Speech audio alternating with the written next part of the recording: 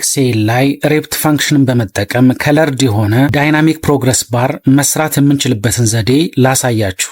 ዳይናሚክ ፕሮግረስ ባር ለመስራት በመጀመሪያ እዚህ ጋር ትመጡና ኢኳል ቱ ትላላችሁ። ከዛ ሬፕት ፋንክሽንን ትጽፋላችሁ። ሬፕት ከዛ ብራኬት ከዛ ኮቴሽን ከዛ ቨርቲካል ባር አሁንም ኮቴሽን ከዛ ኮማ ከዛ ብራኬትን ከፍትና እዚህ ጋር ቶታል ስኮር ያለበትን ሴል ትመርጡታላችሁ። ከዛ አስትሪክስ ከዛ መቶን ትጽፋላችሁ።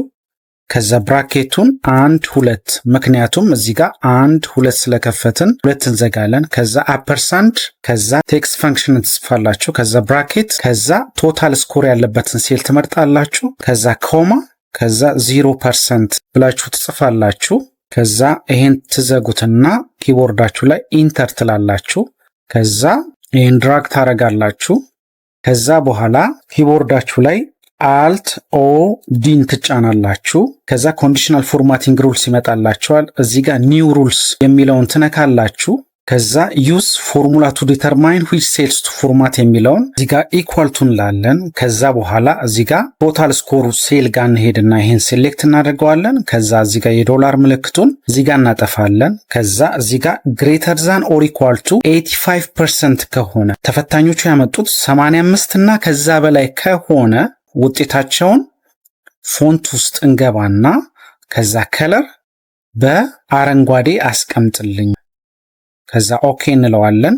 ኦኬ ለዋለሁኝ። አሁንም ኒው ሩል ከዛ ዩዝ የፎርሙላ ቱ ዲተርማይን ዊች ሴልስ ቱ ፎርማት የሚለው ላይ እዚህ ጋር መጣና ኢኳል ቱ እንላለን። ከዛ ኤንድን እንጽፋለን፣ ኤንድ ፋንክሽንን። ከዛ ብራኬት ከዛ እዚህ ጋር ቶታል ስኮር ያለበትን ሴል መርጣለን። እዚህ ጋር የዶላር ምልክቱን እናጠፋና ግሬተር ዛን ኦር ኢኳል ቱ 50% ኮማ አሁንም እዚህ ጋር ቶታል ስኮር ያለበትን ሴል እነካለን። ከዛ የዶላር ምልክቱን እናጠፋለን። ሌዛን 85% ከሆነ ይሄ ምን ማለት ነው?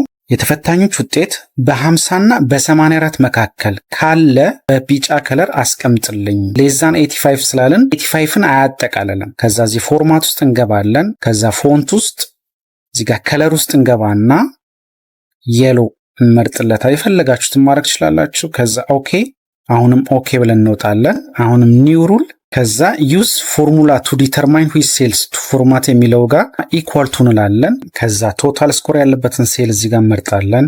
የዶላር ምልክቱን እናጠፋና ሌዛን 50% የተፈታኞች ውጤት ከ50% በታች ከሆነ ቀይ አስቀምጥልኝ። ፎንት ታብ ላይ እንገባና ከለር ውስጥ ይህንን በቀይ አስቀምጥልኝ ይለዋለሁ። ከዛ ኦኬ ኦኬ አሁንም እዚህ ጋር ኦኬ ብለን እነካለን። ኦኬ ብለን እንወጣለን።